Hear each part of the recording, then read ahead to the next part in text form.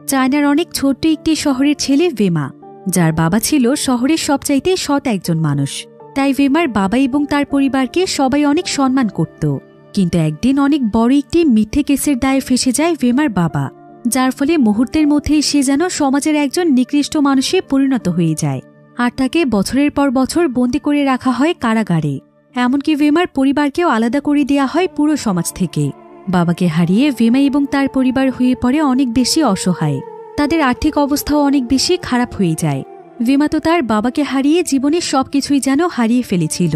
কিন্তু কিছুদিন পর সে তার মাকেও হারিয়ে ফেলে, কারণ তার মা তার বাবাকে রেখেই বিয়ে করে নেয় অন্য একজন মানুষকে। তাই ছোট ভেমা হয়ে যায় সম্পূর্ণ একা।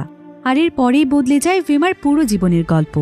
গল্পের শুরুটা শুনে খুবই সাধারণ একটি গল্প মনে হলেও এই গল্পের শেষটা আপনার জীবন বদলে দেওয়ার জন্য যথেষ্ট।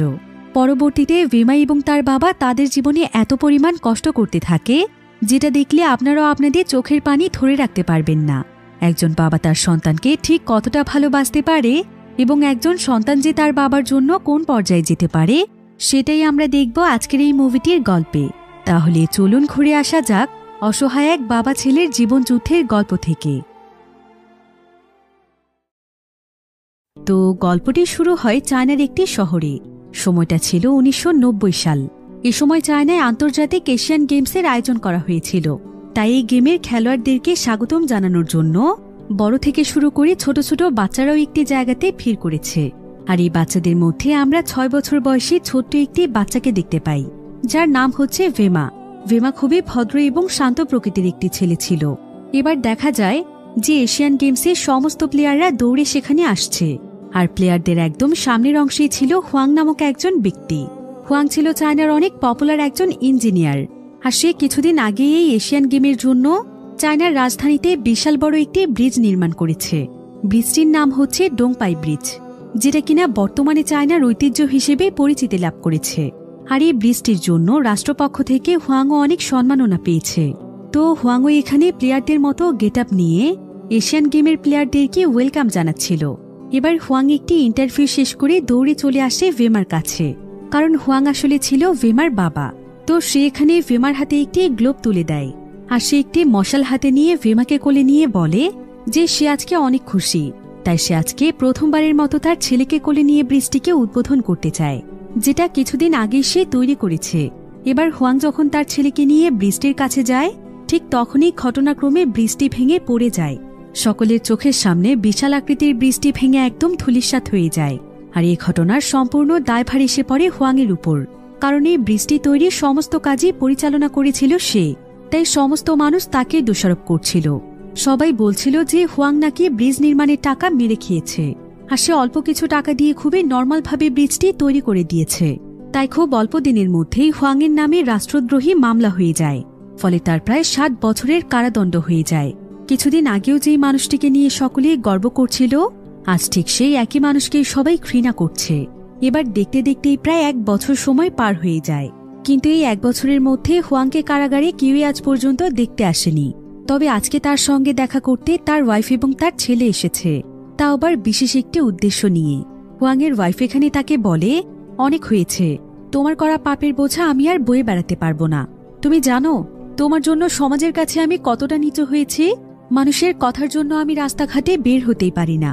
শুধুমাত্র তোমার ওয়াইফ বলেই আমাকে এগুলো সহ্য করতে হচ্ছে। কিন্তু আমি এসব সহ্য করলেও আমি এটা কখনোই চাই না যে তোমার করা অন্যায়ের জন্য আমার ছেলের জীবনটাও নষ্ট হয়ে যাক। তাই আমি তোমাকে ডিভোর্স দেওয়ার জন্যই এখানে এসেছি। তোমাকে আরো 6টি বছর ধরে কারাগারে থাকতে হবে। তাই তুমি কি এটা চাও যে এই 6 বছর আমরা মা ছেলে মিলে নরকের মতো জীবন কাটাই? যদি এমনটা না চাও তাহলে ডিভোর্স পেপারে সাইন করে দাও। একথা শুনে হুয়াং কিছুক্ষণ সেখানে চুপচাপ থাকে। আর সে প্রায় অনেক সময় ধরে তার ছেলের দিকেই তাকিয়ে থাকে। এবার কিছুক্ষণ পরে সে কিছু একটা চিন্তা করে তার ওয়াইফের নিয়ে আসা ডিভোর্স পেপারে সাইন করে দেয়। এরপর সে তার ছেলে ভেমাকে তার কাছে ডাকে। আর সে এখানে ভেমাকে বলে, আমার জীবনের সবচাইতে বড় অর্জন হচ্ছ তুমি। তোমার জন্য আমি সব সময় নিজের জীবনটাও বাজি রাখতে প্রস্তুত। আমি জানি না আমার দ্বারা কি ভুল হয়ে গিয়েছে। সত্যি বলতে যে অপরাধের জন্য আমাকে ফাঁসানো হয়েছে সেই ব্যাপারেও আমার কোনো ধারণা নেই। তবে আমার বিশ্বাস যদি আমি সত্যি কোনো অন্যায় না করে থাকি তাহলে একদিন না একদিন সকলের কাছে এটা প্রমাণ হয়ে যাবে। কিন্তু ততদিনে হয়তো অনেক দেরি হয়ে যাবে। তবে তোমাকে আজ আমি একটা কথা বলতে চাই। তুমি কখনোই আমার মতো হবে না। আমি একজন লুজার। তোমাকে হতে হবে সাহসী এবং শক্তিশালী। এমনকি সামনে তোমার অনেক যুদ্ধই বাকি আছে, যেগুলো শুধুমাত্র তোমাকে একাই লড়তে হবে। কারণ এত কম বয়সেই অলরেডি তোমার জীবনে যুদ্ধ শুরু হয়ে গিয়েছে। তাই তোমার জীবনে যে কোনো পরিস্থিতিই আসুক না কেন, জীবনের কোনো পর্যায়ে গিয়ে হাল ছেড়ে দিও না। সবসময় নিজের মনোবল ধরে রেখো। আমার বিশ্বাস আমার ছেলে ভেমা একদিন অনেক বড় হবে এবং একজন সৎ মানুষ হিসেবে নিজেকে গড়ে তুলবে। এসব কথা বলার পর ভেমার মা এখান থেকে ভেমাকে নিয়ে চলে যায়। এবার দেখতে দেখতে কারাগারে এক এক করে হুয়াংয়ের দিন কাটতে থাকে। কিন্তু কারাগারে থাকতে হুয়াংয়ের অনেক কষ্ট হতো, কারণ হুয়াং ছিল অনেক সহজ সরল প্রকৃতির একজন মানুষ। তাই সে তেমন কারো সঙ্গেই মিশত না, কারণ এখানকার প্রত্যেকটি কয়েদি অনেক খারাপ ছিল। তারা সবসময় হুয়াংকে জ্বালাতন করত, এমনকি প্রতিদিন তারা হুয়াংকে দিয়ে তাদের নিজেদের ভাগের কাজগুলোও করিয়ে নিত। তবে আস্তে আস্তে হুয়াং এসবে অভ্যস্ত হয়ে গিয়েছিল। কিন্তু তার সঙ্গে কারাগারে প্রতিনিয়ত এত কিছু ঘটে যাওয়ার পরও হুয়াং কোনোদিনও হাল ছেড়ে দেয়নি। সে বিশ্বাস করত যে সে তার জীবনে একদিন সফল হবেই, এমনকি সে যে কোনো অন্যায় করেনি এটাও সবার কাছে প্রমাণ হবে। তো সারাদিন অনেক পরিশ্রম করার পর রাতের বেলা হুয়াং নিজের হাতে একটি ডায়েরি লিখত। ডায়েরিতে সে সেই সমস্ত কথাই লিখত যেগুলো প্রতিনিয়ত কারাগারে তার সঙ্গে ঘটত। কারণ এই ডায়েরিটি একদিন সে তার ছেলে ভেমাকে দিতে চায়, যাতে করে ভেমা একদিন এই সব কিছু থেকে শিক্ষা গ্রহণ করতে পারে। তবে এখন আসলে হুয়াংকে কোনো কিছুই খুব একটা কষ্ট দিতে পারে না। শুধুমাত্র ভেমার কথা মনে পড়লেই সে আর কোনোভাবেই নিজেকে ঠিক রাখতে পারে না। অন্যদিকে আমরা ভেমাকে দেখতে পাই, বাবার মতোই ভেমার জীবনেরও যেন কোনো কিছুই ভালো চলছিল না। তার বাবা কারাগারে থাকার কারণে তার সঙ্গে কোনো বাচ্চারাই মিশতে চাইত না। সবাই তাকে তার বাবার নামে উল্টোপাল্টা বলে খেপাত। এমনকি ভেমা তাদের সঙ্গে নিজে থেকে খেলতে আসলেও তারা নানাভাবে তাকে ছোট করে কথা বলতো। এমনকি তারা ভেমার ফুটবলগুলোকেও অতিরিক্ত পাম করে ফাটিয়ে দিত। ভেমার ছোট্ট মনটা এতে একদম ভেঙে যেত। যেই বয়সে মা বাবা এবং বন্ধুদেরকে নিয়ে তার ব্যস্ত থাকার কথা ছিল, ঠিক সেই বয়সেই ভেমা যেন একদম একা হয়ে পড়েছে। তো এভাবেই ভেমা যখন একদিন বাহির থেকে তাদের বাড়িতে আসে, তখন সে তার মাকে একজন অচেনা ব্যক্তির সঙ্গে ঘনিষ্ঠ অবস্থায় দেখতে পায়। বিষয়টি ছোট ভেমার মনে একদম দাগ কেটে গিয়েছিল। তবে তার মা তখন তাকে জানায় যে এই ব্যক্তি নাকি ভেমার বাবা হতে চলেছে। কিছুদিনের মধ্যেই তারা একে অপরকে বিয়ে করবে। আসলে এই ব্যক্তিটি ছিল অনেক ধনী একজন বিজনেসম্যান। তো সে এখানে ভেমাকে বলে যে তার দুশ্চিন্তা করার কোনো প্রয়োজন নেই, তার কাছে অনেক টাকা আছে। সে খুব দ্রুতই ভেমা এবং তার মাকে এখান থেকে নিয়ে যাবে, আর ভেমাকে সে অনেক বড় একটি স্কুলে ভর্তি করিয়ে দেবে। তাদের আর কোনো কষ্টই থাকবে না। কিন্তু ভেমা আসলে কখনোই তার বাবার জায়গা কাউকে দিতে চায় না। তো এভাবেই দেখতে দেখতেই আরও ৬টি বছর সময় পার হয়ে যায়। আর বর্তমানে আমরা হুয়াংকে দেখতে পাই। একটানা প্রায় ৭ বছর কারাগারে কাটিয়ে আজ হুয়াং মুক্তি পেয়ে তার শহরে ফিরে এসেছে। এরপর সে সোজা তার বাড়িতে চলে যায়। কিন্তু যখন সে তার রুমে প্রবেশ করতে যাবে, ঠিক তখনই সেখানে তার প্রতিবেশীরা তাকে ঘিরে ফেলে। আর তারা সবাই মিলে তাকে অপমান করতে শুরু করে। সবাই তাকে লোভী, ধোঁকাবাজ এসব বলে গালমন্দ করছিল।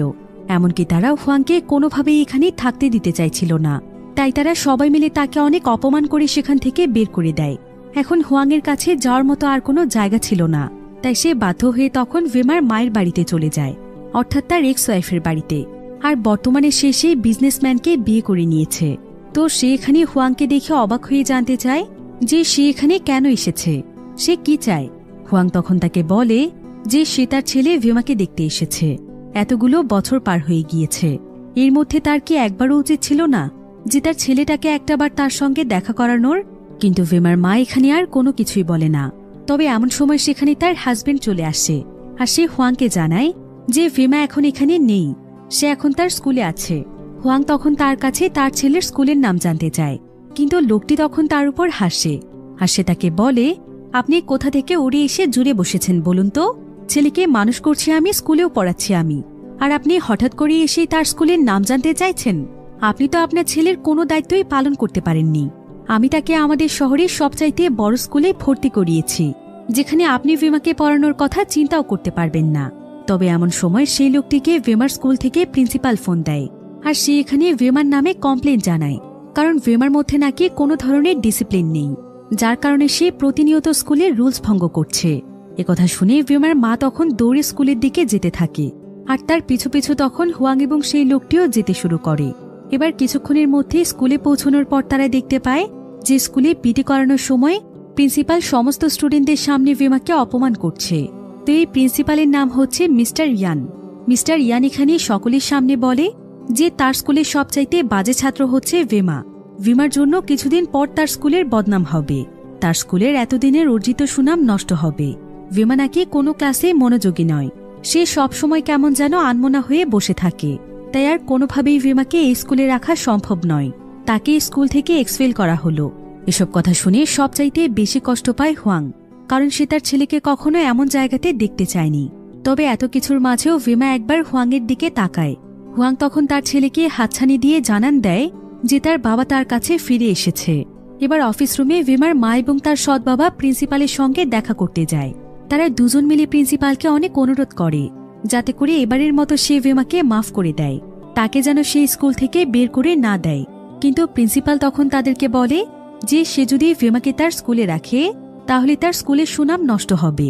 অনেক কষ্টের পর তার স্কুল চায়নার নাম্বার 1 স্কুলে পরিণত হয়েছে, তাই ভেমার মতো এমন একজন গাধার জন্য সে কোনোভাবেই তার স্কুলের সুনাম নষ্ট করতে পারবে না। এদিকে নিচে দাঁড়িয়ে প্রিন্সিপালের সমস্ত কথা শুনছিল হুয়াং, তাই সে সঙ্গে সঙ্গে প্রিন্সিপালের রুমে চলে আসে। আর সে এখানে প্রিন্সিপালকে বলে, আপনি একজন শিক্ষক, তাই একজন শিক্ষক হয়ে কোনো ছাত্রের ব্যাপারে আপনার এভাবে কথা বলাটা ঠিক নয়। কোনো শিশুই জন্মের পর থেকে মেধাবী হয়ে জন্মায় না, তাদেরকে আদর ভালোবাসা দিয়ে সবকিছু শেখাতে হয়।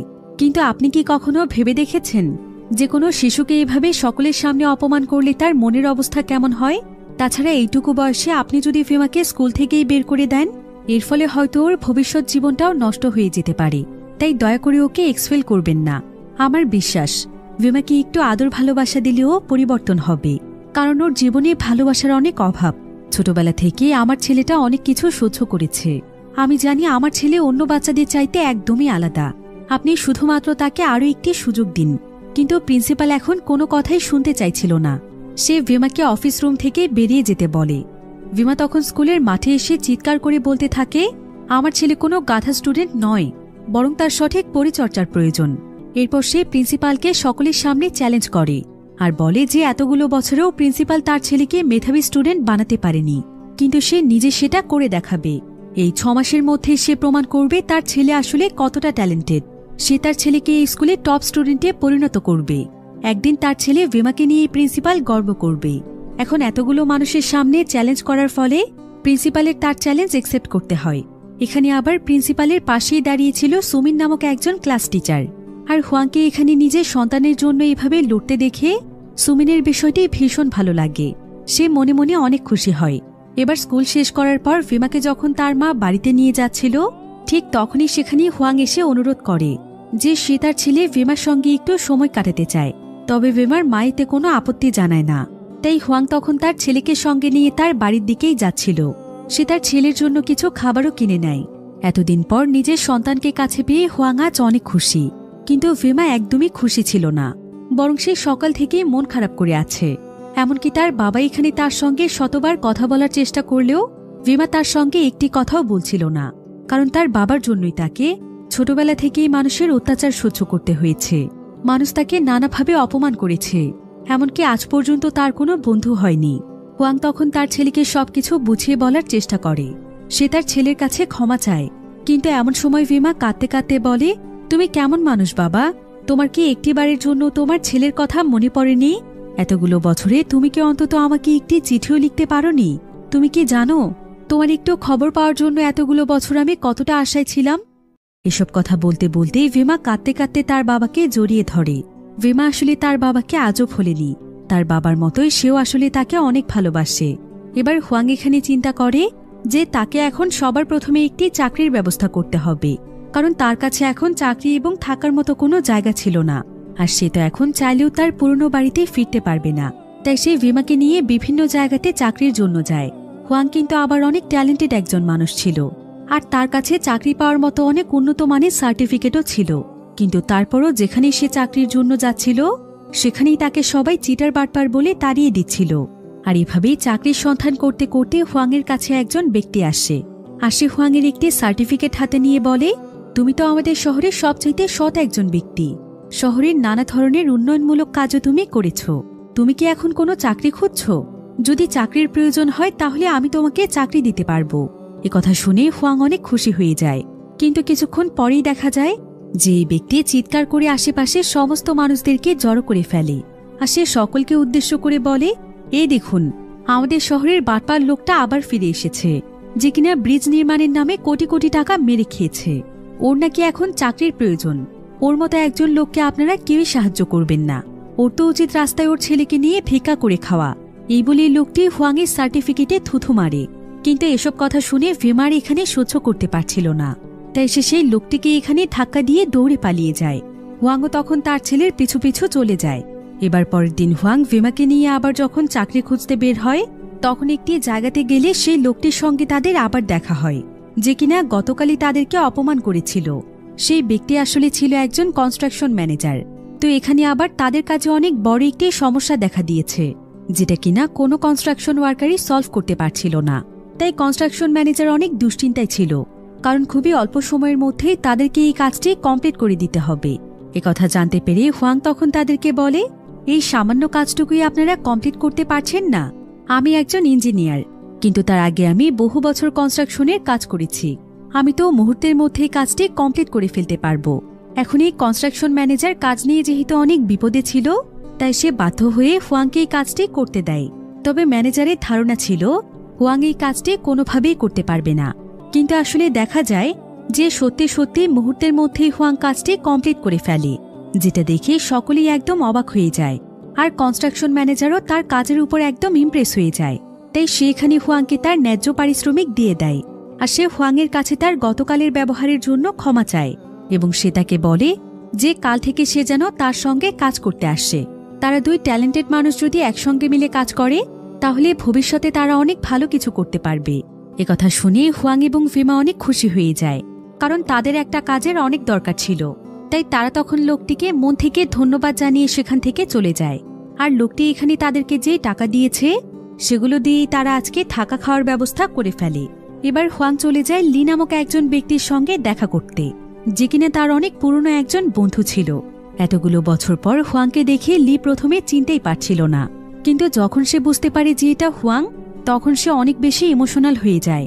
আর সে সঙ্গে সঙ্গে হুয়াংকে বুকে টেনে নেয়, কারণ সে জানে যে হুয়াং আসলে কতটা ভালো একজন মানুষ, আর বিনা দোষে তাকে এতগুলো বছর কতটা কষ্ট করতে হয়েছে। এদিকে এত বছর পর নিজের প্রিয় বন্ধুকে এভাবে জড়িয়ে ধরতে পেরে হুয়াংয়ের মনেও আজ অদ্ভুত এক ধরনের শান্তি অনুভব হচ্ছিল। এরপর লিউ হুয়াংয়ের কাছ থেকে তার সমস্ত পরিস্থিতির কথা শোনে।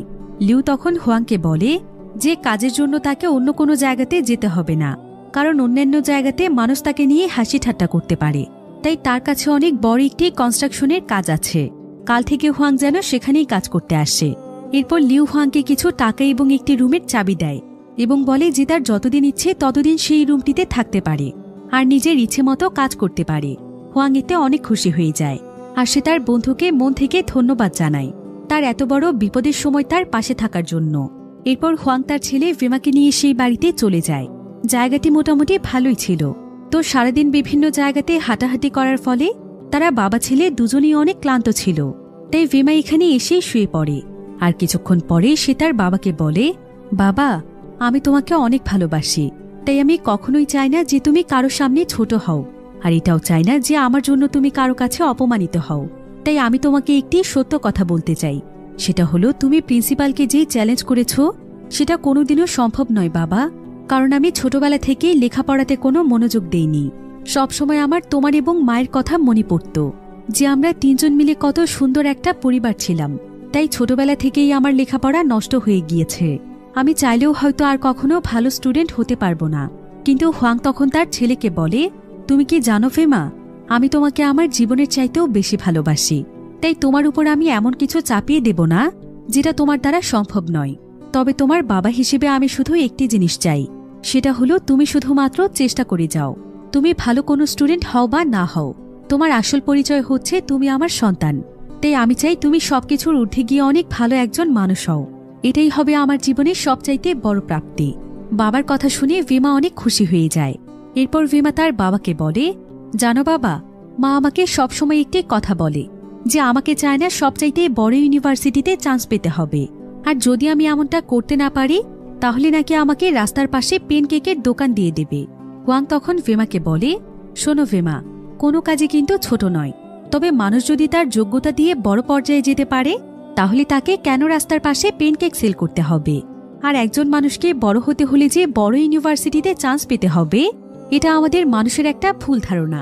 বড় ইউনিভার্সিটিতে চান্স না পেয়েও অনেক ভালো কিছু করা যায়। পৃথিবীতে এমন অনেক মানুষ আছে যারা কিনা অনেক কম লেখাপড়া করেও অনেক বড় পর্যায়ে পৌঁছে গিয়েছে। পৃথিবীর সবাই তাদের সম্পর্কে জানে এবং সম্মান করে। তুমি জীবনে যা কিছুই হতে চাও না কেন, হাল না ছেড়ে কঠোর পরিশ্রম করলে তুমি কোনো না কোনো একদিন বড় কিছু করতে পারবে। এবার হুয়াং ভেমাকে আরো বলে, তুমি কি একটা ম্যাজিক দেখতে চাও? ভেমা বলে হ্যাঁ।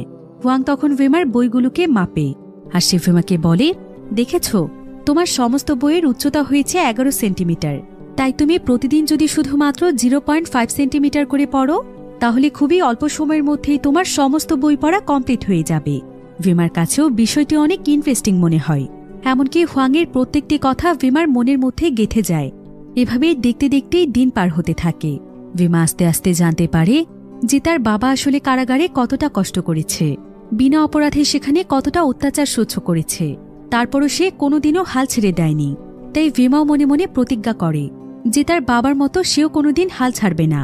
আর এভাবেই ভেমা আস্তে আস্তে পড়ার প্রতি মনোযোগী হয়ে ওঠে। সারাদিন কাজ শেষ করে ভেমার বাবা যখন বাড়িতে আসত, তখন ভেমা তার বাবাকে পাশে রেখেই পড়ত। আর বাবার কথা মতোই ভেমা দিনরাত কঠোর পরিশ্রম করতে শুরু করে, যার ফলে পরের এক্সামেই দেখা যায় যে ক্লাসের সমস্ত স্টুডেন্টের মধ্যে ভেমার স্থান 5মে চলে আসে। বিষয়টি স্কুলে সবাইকে একদম অবাক করে দিয়েছিল, কারণ ভেমা ছিল ক্লাসের সবচাইতে বাজে স্টুডেন্ট। ভেমা এবং তার বাবা হুয়াংইতে প্রচন্ড খুশি হয়। এভাবেই তাদের বাবা ছেলের দিন অনেক ভালোই কাটছিল। এদিকে আস্তে আস্তে হুয়াং তার ছেলেকে নতুন নতুন জিনিস শেখানোর চেষ্টা করছিল। হুয়াং যেহেতু একজন ইঞ্জিনিয়ার ছিল, তাই সে ভেমাকে তার নলেজ থেকে বিভিন্ন জিনিস শেখাত, যাতে করে এই সমস্ত বিষয়গুলো ভবিষ্যতে ভেমার কাজে আসে। এদিকে হুয়াংও দিনরাত অনেক কঠোর পরিশ্রম করে তার ছেলের জন্য একটি ডিপিএসে টাকা জমাতে শুরু করেছিল। আর অন্যদিকে দেখা যায় যে আস্তে আস্তে ভেমার সায়েন্স এবং টেকনোলজির উপর বেশ ভালো আগ্রহ জন্মে। তাই তার এখন অনেক ভালো একটি কম্পিউটারের প্রয়োজন ছিল। কিন্তু হুয়াংয়ের কাছে এখন কম্পিউটার কেনার মতো পর্যাপ্ত পরিমাণ টাকা ছিল না। তাই সে আস্তে আস্তে তার কাজের পরিমাণ বাড়িয়ে দেয়। এমনকি সে খুব দ্রুত সময়ে টাকা উপার্জনের জন্য নিজের শরীরের রক্ত পর্যন্ত বিক্রি করে দেয়। সেই সাথে সে মানুষের ছোটখাটো কাজ করে দিতে থাকে। এমনকি তার হাতে থাকা ঘড়িটিও বিক্রি করে দেয়, যেটা কিনা তাকে একদিন রাষ্ট্রীয় সম্মাননা হিসেবে দেয়া হয়েছিল। এত কিছুর পর হুয়াং কোনোমতে তার ছেলেকে একটি কম্পিউটার কিনে দিতে সক্ষম হয়। আর ভেমা যে কম্পিউটারটি কিনতে চেয়েছিল, হুয়াং তাকে ঠিক সেই মডেলেরই কম্পিউটার কিনে দিয়েছিল। তাই ভেমা এখানে কম্পিউটারটি পেয়ে প্রচন্ড খুশি হয়ে যায়। সে তার বাবাকে বারবার ধন্যবাদ দিতে থাকে। এমনকি খুশিতে সে তার বাবাকে দৌড়ে গিয়ে জড়িয়ে ধরে। আর ছেলের খুশি দেখে ভেমাও আজকে প্রচন্ড খুশি ছিল। এবার কিছুদিন পর দেখা যায় ভেমার বাবার সঙ্গে দেখা করার জন্য ভেমার স্কুল টিচার সুমিন আসে, যে কিনা অনেক ভালো মনের একজন মানুষ ছিল। সুমিন হুয়াংকে ভেমার ব্যাপারে কমপ্লেন জানায়। সে বলে যে ভেমা নাকি বেশ কয়েকদিন ধরে কোনো হোমওয়ার্কে আনছে না। হুয়াং তখন সুমিনকে বলে, আসলে ভেমাকে আমি নতুন একটি কম্পিউটার কিনে দিয়েছি, তাই আমি নিজেই ওকে কিছুদিনের জন্য লেখাপড়া থেকে দূরে থাকতে বলেছি। আসলে একটানা বেশ কয়েক মাস ছেলেটা অনেক পরিশ্রম করেছে, তাই আমি নিজেই ওকে কিছুদিন রেস্ট করতে বলেছি। হুয়াংয়ের কথা শুনে সুমিন বেশ অবাক হয়ে যায়, কারণ এত ভালো একজন বাবা সে অনেক কমই দেখেছে। তাই সুমিন হুয়াংয়ের সঙ্গে অনেক গল্প করে। আর এখানে অনেক রাত হয়ে যাওয়ার কারণে হুয়াং সুমিনকে তার বাড়িতে এগিয়ে দিতে যায়। আর যাওয়ার পথে হুয়াং সুমিনকে তার জীবনের গল্প শোনায়, যে কিভাবে সে একটি মিথ্যে কেসের জন্য 7 বছর জেলখানায় ছিল। আর তার ওয়াইফও তাকে ছেড়ে অন্য একজন ছেলেকে বিয়ে করে নিয়েছে। তবে এখন সে তার ছেলেকে নিয়ে অনেক ভালো আছে। তো সুমিনও এখানে ভেমার বাবার সঙ্গে কথা বলে বুঝতে পারে যে সে আসলে খুবই ভালো মনের একজন মানুষ। এবার পরের দিন হুয়াং তার ছেলেকে স্কুলে দেওয়ার জন্য নিয়ে যাচ্ছিল। তবে ক্লাস শুরু হতে এখনো অনেক সময় বাকি ছিল। তাই হুয়াং তখন তার ছেলেকে রাস্তার পাশে থাকা একটি পার্কের মধ্যে নিয়ে যায়, যেখানকার সবকিছুই প্রাকৃতিক সৌন্দর্যে ঘেরা ছিল। হুয়াং এখানে ভেমাকে বিভিন্ন ধরনের কবিতা বানিয়ে শোনায়। সেখানে বাবা ছেলে মিলে বেশ সুন্দর মুহূর্ত কাটায়। তবে ভেমা যখন চারিপাশটা ঘুরে দেখতে যায়, তখন সেখানে কয়েকজন দুষ্টু ছেলেরা বসেছিল। তারা এখানে ভেমাকে একা পেয়ে তাকে জ্বালাতন করতে শুরু করে। এমনকি তার কাছ থেকে তার ব্যাগটিও কেড়ে নিতে চাইছিল, যার ফলে ভেমা বাবা বলে চিৎকার করে ওঠে। ভেমার বাবা ভেমার ডাক শুনতে পেয়ে সেখানে দৌড়ে চলে আসে, কারণ অলরেডি ক্লাসের সময় হয়ে গিয়েছে। আর ভেমা যদি কোনোভাবে স্কুলে লেট করে পৌঁছয়, তাহলে প্রিন্সিপাল তার ভুল ধরে তাকে স্কুল থেকে আবারও বের করে দিতে চাইবে। তাই ভেমা দ্রুত তার ব্যাগ নিয়ে দৌড়ে স্কুলে চলে যায়। আর এদিকে হুয়াং সেই দুষ্টু ছেলেগুলোকে শায়েস্তা করে। এবার ভেমা যখন তার ক্লাসরুমে পৌঁছে যায়, তখন দেখা যায় যে ক্লাস অলরেডি শুরু হয়ে গিয়েছে, অর্থাৎ ভেমা আজকে দেরি করে ফেলেছে। যেটা দেখে প্রিন্সিপাল ভীষণ রেগে যায়, কারণ তার স্কুলের কোনো স্টুডেন্টেরই নাকি লেট করে ক্লাসে আসার রেকর্ড নেই। তাই ভেমার জন্য তার স্কুলের সুনাম সত্যিই নষ্ট হয়ে যাবে। তাছাড়া ভেমার উপর তো তার আগে থেকেই রাগ ছিল। এ কারণে সে ভেমাকে পানিশমেন্ট দেওয়ার জন্য সকলের সামনে ক্লাসরুম থেকে তাকে টানতে টানতে নিয়ে আসে। তবে সুমিন তাকে বাধা দেওয়ার চেষ্টা করেছিল, কিন্তু প্রিন্সিপাল এখানে ভেমার অনেক পছন্দের একটি খেলনা ভেঙে ফেলে, আর সে তার সঙ্গে খুবই বাজে আচরণ করে।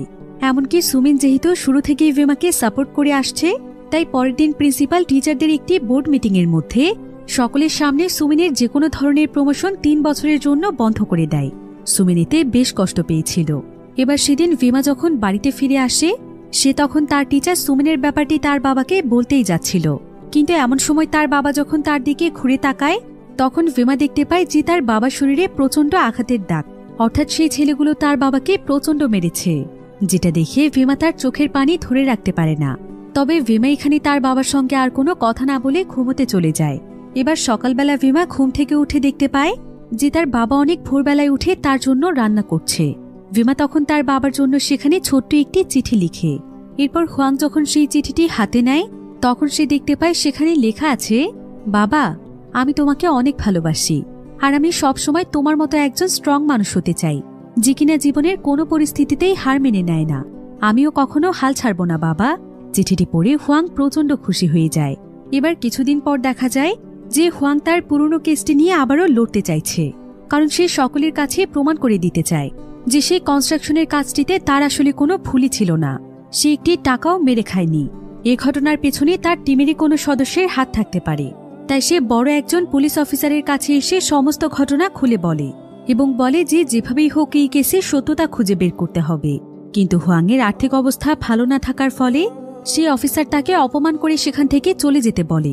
সে কোনোভাবেই তার এই কেসটিকে যাচাই করে দেখতে চায় না, যার ফলে হুয়াং প্রচন্ড রেগে যায়, আর সে চিৎকার করে বলতে থাকে, আপনারা কেমন পেশার মানুষ? একজন নিরপরাধ মানুষকে প্রায় 60 বছর ধরে ভয়ানক এক মিথ্যে কেসের ভার বয়ে বেড়াতে হচ্ছে, আর আমি এখানে আপনাকে পর্যাপ্ত পরিমাণ ডকুমেন্ট দেওয়ার পরও আপনি একবারের জন্য সত্য মিথ্যে যাচাই করতে চাইছেন না? এটাই কি আপনাদের পেশা? কিন্তু এখানে কেউই তার কোনো কথাই শুনতে চাইছিল না। তারা জোর করে হুয়াংকে পুলিশ স্টেশন থেকে বের করে দেয়। আর ঠিক এমন সময় হুয়াংয়ের কাছে ভেমা চলে আসে। ভেমা অনেক এক্সাইটেড হয়ে হুয়াংকে একটি পোস্টার দেখিয়ে বলে, আমাদের শহরে একটি এয়ার শো এর আয়োজন করা হয়েছে, যেখানে বিশাল বিশাল বিমানের উদ্বোধন দেখানো হবে। আমাকে সেখানে নিয়ে চলো না বাবা। কিন্তু হুয়াং এখানে এমনিতে অনেক বেশি ডিপ্রেস ছিল, তাই সে নিজের অজান্তে এখানে ভেমাকে ধমক দিয়ে বসে। আর সে ভেমাকে বলে যে লেখাপড়া বাদ দিয়ে সে এসব ফালতু আবদার কেন করছে। ভেমা এতে খুবই কষ্ট পায়, আর সে তার বাবাকে ধাক্কা দিয়ে সেখান থেকে দৌড়ে চলে যায়। কিন্তু হুয়াং তখন সঙ্গে সঙ্গেই বুঝতে পারে যে ভেমা তার মনে অনেক কষ্ট পেয়েছে, তাই সেও তখন তার পিছু পিছু গিয়ে দেখতে পায় যে ভেমা মন খারাপ করে একটি গাছের উপর বসে আছে। সেও তখন ভেমার পাশে গিয়ে বসে, আর সে তার কাছে তার খারাপ আচরণের জন্য ক্ষমা চায় এবং তাকে বুঝিয়ে বলার চেষ্টা করে যে সে ওই মুহূর্তে কোন পরিস্থিতিতে ছিল। কিন্তু তারপরও যখন ভেমা কথা বলছিল না, তখন হুয়াং তাকে বলে যে সে তাকে এয়ার শোতে নিয়ে যাবে, এমনকি তারা বাবা ছেলে মিলে অনেক মজা করবে। এতে মুহূর্তের মধ্যেই ভেমার সমস্ত রাগ মিটে যায়। তবে ভেমা চাইছিল তাদের টিচার সুমিনকেও তার সঙ্গে নিতে, তাই সে তার বাবাকে তার টিচার সুমিনের কাছে যেতে বলে। আর হুয়াং যখন সুমিনকে তাদের সঙ্গে এয়ার শোতে যেতে বলে, তখন সুমিন জানায় যে তার একটি জরুরি কাজ আছে, তাই সে যেতে পারবে না। আর ঠিক এমন সময় সেখানে স্কুলের প্রিন্সিপাল চলে আসে। প্রিন্সিপাল তখন হুয়াংকে বলে, ছেলের টিচারকে ঘুরতে নিয়ে যেতে এসেছেন? তবে সুমিন কিন্তু এখন আর ওর টিচার নয়, কারণ ওকে আমি প্রমোশনে সাসপেন্ড করার সাথে সাথে ভেমাদের ক্লাস থেকেও সাসপেন্ড করে দিয়েছি। তাছাড়া আরও একটি গুরুত্বপূর্ণ বিষয় জানিয়ে দিতে চাই, সেটা হলো এক্সামের আগে ভেমার কোথাও যাওয়া চলবে না, কারণ এক্সামের আগে প্রতিদিনই প্রত্যেকটি স্টুডেন্টকেই ক্লাসে থাকতে হবে। আর যদি কেউ কোনোভাবে একদিনও ক্লাস মিস করে, তাহলে তার বিরুদ্ধে প্রিন্সিপাল নিজে ব্যবস্থা নেবে। এটা তাদের স্কুলের নতুন রুলস। প্রিন্সিপালের কথা শুনে হুয়াংয়ের অনেক রাগ হচ্ছিল, কিন্তু সে তাকে আর কোনো কিছু না বলেই সেখান থেকে চলে যায়। এবার সেদিন রাতের বেলা ভেমার খুবই মন খারাপ ছিল, কারণ সে তো এখন চাইলেও স্কুল মিস দিতে পারবে না। তাই কাল হয়তো তার এয়ার শো দেখা হবে না, কিন্তু এই এয়ার শো শুধুমাত্র বছরে একবারই হয়। তবে পরের দিন সকালে আমরা ভেমাদের ক্লাসরুম দেখতে পাই, যেখানে ভেমা আজকে আসেনি, কারণ ভেমার বাবা প্রিন্সিপালের কথা পাত্তা না দিয়ে তার ছেলের ইচ্ছে পূরণের জন্য তাকে এয়ার শো দেখাতে নিয়ে গিয়েছে। কিন্তু সেই এয়ার শো এর স্টুডিওর সামনে গিয়ে দেখা যায় যে হোয়াং আসলে ইয়ারশোয়ের টিকিটের যেই দাম ভেবেছিল সেটার দাম তার থেকে প্রায় 3 গুণ বেশি, কিন্তু এত পরিমাণ টাকা হোয়াংয়ের কাছে ছিল না, তাই সে চাইলেও এখানে আর ইয়ারশোয়ের টিকিট কিনতে পারে না। যদিও ভিমা এখানে তার বাবাকে বারবার বলছিল যে তার আজকে ইয়ারশো দেখতে ইচ্ছে করছে না, সে শুধুমাত্র তার বাবার সঙ্গে ঘুরে বেড়াতে চায়, কিন্তু তারপরও হোয়াংয়ের অনেক বেশি খারাপ লাগছিল। তাই হোয়াং তখন তার ছেলেকে তার পিঠে উঠিয়ে নেয়, আর সে এবার অনেক কষ্ট করে সোজা অনেক উঁচু একটি পাহাড়ের উপর চড়ে। পাহাড়ে উঠতে উঠতে তারা বাবা ছেলে অনেক গল্প করছিল। এরপর কিছুক্ষণের মধ্যেই তারা পাহাড়ের একদম চূড়ায় পৌঁছে যায়, আর এই জায়গাটি ছিল ইয়ারশো স্টেডিয়ামের একদম পাশেই। তাই ইয়ারশো এর মধ্যে যতগুলো বিমান রকেট দিয়ে ইয়ারশো দেখানো হচ্ছিল সেই সমস্ত কিছুই এই পাহাড়ের চূড়ায় দাঁড়িয়ে একদম পরিষ্কারভাবে দেখা যাচ্ছিল, বরং স্টেডিয়ামের চাইতেও আরও কাছ থেকে দেখা যাচ্ছিল, যেটা দেখে ভিমা প্রচুর পরিমাণে এক্সাইটেড হয়ে চিৎকার করতে থাকে। আর তারা বাবা ছেলে মিলে ফ্রিতেই পুরো ইয়ারশো এনজয় করে। আজকের পুরো দিনটাই তাদের অনেক ভালো কাটে। এবার রাতের বেলা তারা যখন বাসে করে বাড়ি ফিরছিল তখন হোয়াংয়ের শরীর প্রচণ্ড ক্লান্ত থাকার কারণে সে ঘুমিয়ে পড়ে, আর ভিমা তখন তার পাশে বসে তার দিকেই তাকিয়েছিল আর ভাবছিল যে একটা মানুষ আসলে ভেতর থেকে কতটা স্ট্রং থাকতে পারে।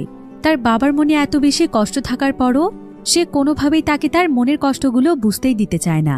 তো কিছুক্ষণ পর তাদের বাসটি একটি রেস্ট এরিয়াতে থামে। ভিমা তখন একাই বাস থেকে নেমে খাবার আনতে যায়, কিন্তু এমন সময় তাদের বাসের সামনে আরেকটি বাস এসে দাঁড়ায়।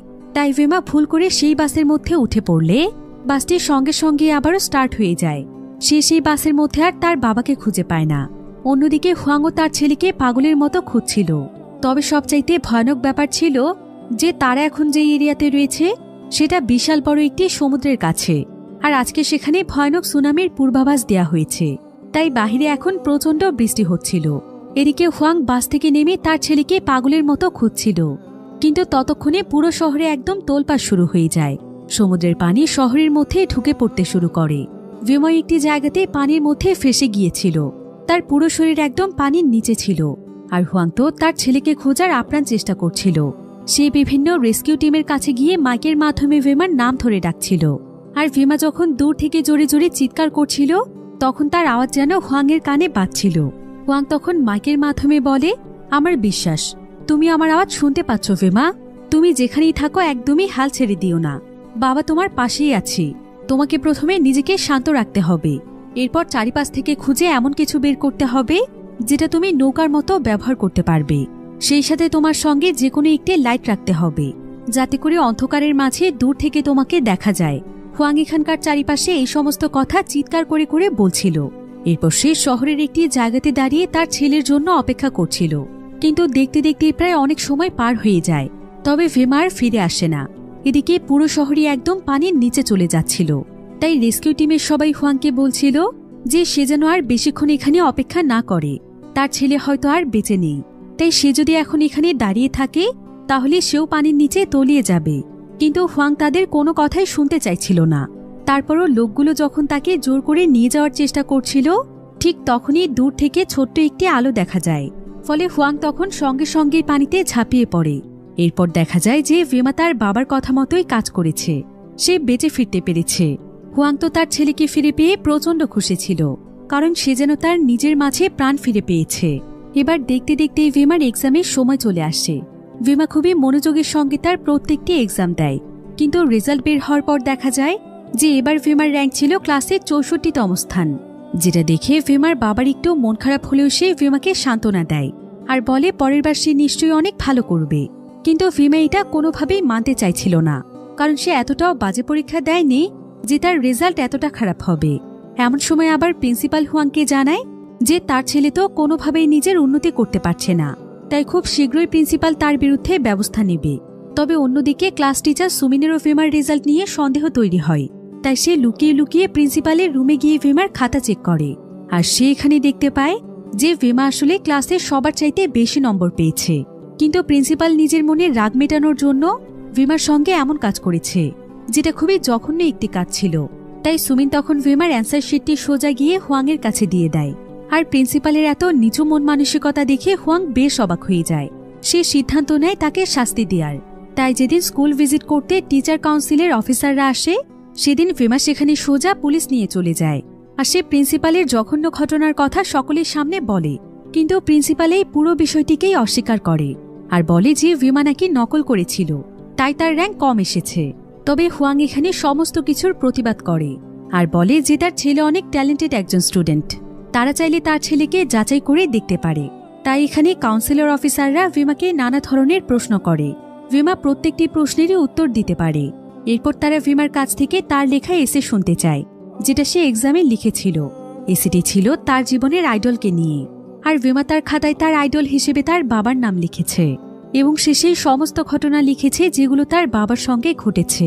সে সেই সমস্ত বিষয়গুলো লিখেছে, যে তার বাবা কিভাবে একজন সৎ এবং নির্দোষ মানুষ হওয়া সত্ত্বেও আজও সমাজের প্রতিটি পদক্ষেপে লড়াই করে চলেছে। তবে এত কিছুর পরও তার বাবা তাকে হাসি মুখে মানুষ করছে। কেউ যদি পৃথিবীর সেরা একজন ধৈর্যশীল মানুষকে দেখতে চায়, তাহলে সে অনায়াসে সবসময় তার বাবাকে দেখাবে। তার বাবা তার জীবনের আইডল, সে সবসময় তার বাবার মতো হতে চায়। তার বাবা তার জীবনের রিয়েল সুপার হিরো। ভিমা এত সুন্দরভাবে এসিটি লিখেছিল যে সেখানকার প্রত্যেকটি মানুষই তার লেখায় একদম মুগ্ধ হয়ে যায়, আর তাকে এখানে অফিসাররা নিজে নম্বর দেয়, যার ফলে ভিমা এবার ক্লাসের প্রথম স্থানে চলে আসে। এদিকে স্কুলের সমস্ত স্টুডেন্টরা একটি উৎসব পালন করছিল, আর সবাই সেখানকার মাঝখানে দাঁড়িয়ে বাচ্চাদের আনন্দ করা দেখছিল। কিন্তু প্রিন্সিপাল তো হুয়াংয়ের উপর প্রচণ্ড রেগেছিল। তবে এমন সময় সেখানে পাগলের মতো একটি ছেলে আসে। প্রিন্সিপাল তখন স্কুলের গার্ডদেরকে ছেলেটিকে ধাক্কা দিয়ে বের করে দিতে বলে, কিন্তু হুয়াং তখন এখানে সকলের সামনে বলে, কি ব্যাপার স্যার, আজ আপনি নিজের ছেলেকেই চিনতে পারছেন না? একথা শুনে প্রিন্সিপাল এবং সকলেই একদম অবাক হয়ে যায়। আর এখানে আমরা একটি ফ্ল্যাশব্যাক দেখতে পাই, যেখানে প্রিন্সিপালের ইউন নামক একটি ছেলে ছিল। আর ইউন একসময় এই স্কুলেই পড়ত। ছোটবেলা থেকে ইউন ছিল খুবই মেধাবী একজন স্টুডেন্ট। সে প্রত্যেকটি পরীক্ষাতেই অনেক ভালো রেজাল্ট করত, যার ফলে প্রিন্সিপালেরও অনেক সুনাম হয়েছিল। এমনকি এশিয়ান গেমসেও ইউন অনেক ভালো একজন প্লেয়ার ছিল। কিন্তু একবার এক পরীক্ষায় কোনো এক কারণে ইউন ভালো রেজাল্ট করতে পারে না। তাই প্রিন্সিপালের কাছে মনে হচ্ছিল যে ইউন তার মান সম্মান শেষ করে দিয়েছে। তাই সে তখন ইউনকে নির্দয়ের মতো বাড়ি থেকে বের করে দেয়। বাবার কাছ থেকে ইউন এমন অপমান সহ্য করতে না পেরে সে আত্মহত্যা করার চেষ্টা করলেও কোনো মতে সে বেঁচে যায়, কিন্তু সে তার মানসিক ভারসাম্য হারিয়ে ফেলে। তবে প্রিন্সিপাল এতদিন জানত না যে এটাই তার ছেলে। সে জানত যে ইউন হয়তো কোথাও চলে গিয়েছে, কিন্তু এখন নিজের চোখের সামনে ছেলের এমন করুণ পরিণতি দেখে প্রিন্সিপাল যেন আজ নিজের ভুল বুঝতে পারে। হুয়াং তখন প্রিন্সিপালকে বলে, দেখেছেন স্যার, আপনার ইগো এবং স্টুডেন্টদেরকে নিয়ে ভুল ধারণার জন্য আজকে আপনি নিজের সন্তানকেই হারিয়ে ফেলেছেন। শুধুমাত্র রেজাল্ট দিয়েই কোনো মানুষকে বিচার করবেন না। রেজাল্টের পেছনেও একটা মানুষের মন রয়েছে, মানুষের জীবনের মূল্য রয়েছে।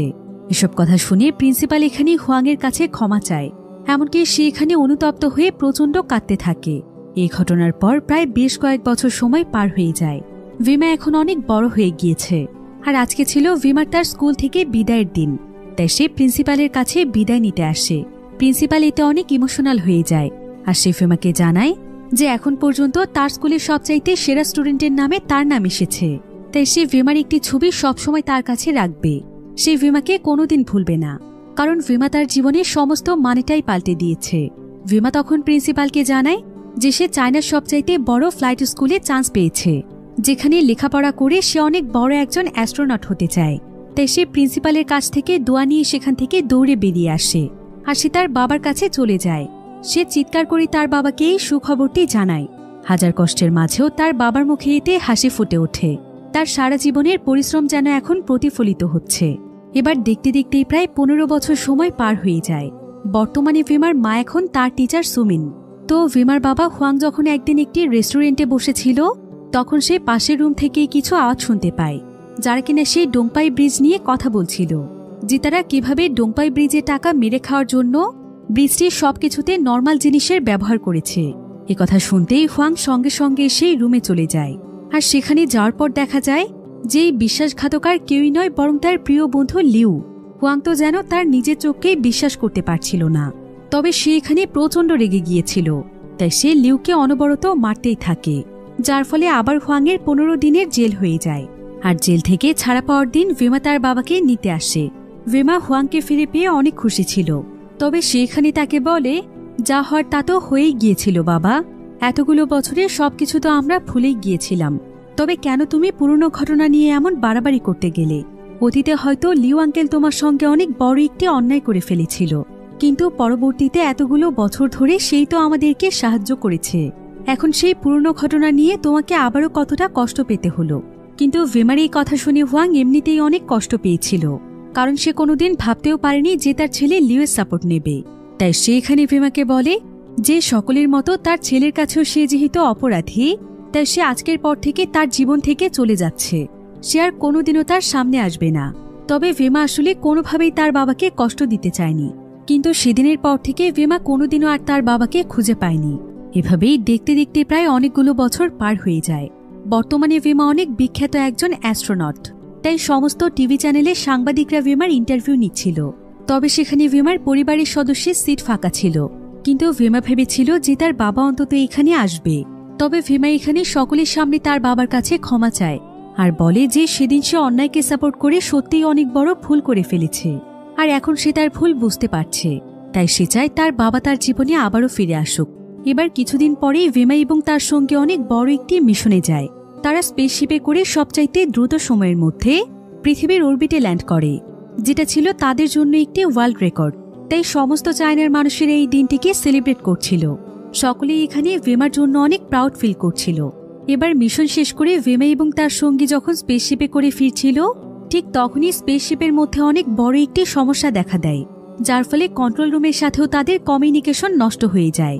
এদিকে ভেমা এবং তার সঙ্গী স্পেসশিপটিকে ঠিক করার অনেক চেষ্টা করে, তবে কিছুতেই কোনো লাভ হয় না, যার ফলে তারা দুজনেই হাল ছেড়ে দিয়ে মৃত্যুর জন্য প্রস্তুত হয়ে যায়। তবে ভেমা তার মৃত্যুর আগে একবার হলেও তার বাবাকে দেখতে চায়। আর ঠিক এমন সময় ভেমা সেখানে ছোট্ট একটি চিঠি পায়। এটা ছিল সেই চিঠি যেটা ভেমা তার বাবাকে লিখেছিল, যে ভেমা তার বাবার মতো হতে চায়, আর সে তার বাবার মতোই কোনোদিনও কোনো পরিস্থিতিতে হাল ছাড়বে না।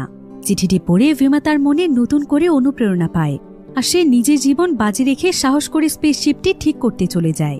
এবং দেখা যায় যে ভেমার বাবা তাকে সবসময় খুঁটিনাটি যে বিষয়গুলো শিখিয়েছিল, সেই ছোট ছোট বিষয়ের আইডিয়াগুলোকে কাজে লাগিয়ে ভেমা খুব দ্রুত সময়ের মধ্যে স্পেসশিপটিকে ঠিক করে ফেলে। আর সঙ্গে সঙ্গে কন্ট্রোল রুমে আবারও তাদের সিগন্যাল পাওয়া যায়। সবাই এতে প্রচণ্ড খুশি হয়ে যায়। ভেমাকে তার সাহসিকতার জন্য বিভিন্ন উপাধিতে আখ্যায়িত করা হয়। এবার ভেমা এবং তার সঙ্গী খুব অল্প সময়ের মধ্যেই পৃথিবীতে ল্যান্ড করে, আর তাদেরকে রিসিভ করতে সেখানে শত শত মানুষ আসে। তবে কিছুক্ষণ পর দেখা যায় যে সমস্ত মানুষের ভিড় ঠেলে একজন মানুষ ভেমার দিকে এগিয়ে আসছে। সেটা আর কেউ নয়, তার বাবা হুয়াং। বাবাকে দেখে ভেমা অনেক বেশি ইমোশনাল হয়ে যায়।